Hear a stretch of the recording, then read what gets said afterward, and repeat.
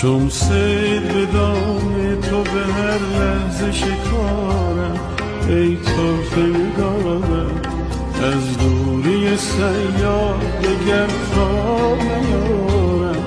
رفته است قرارم چون آهوی گم گشته به هر گوشه دوانم، تا دام در آغوش نگیرم نگرانم.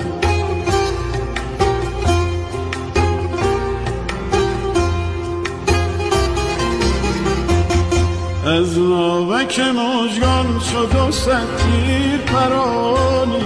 بر دل بنشانی چون پرتو خورشید اگر رو بکشانی. وای از شب تارم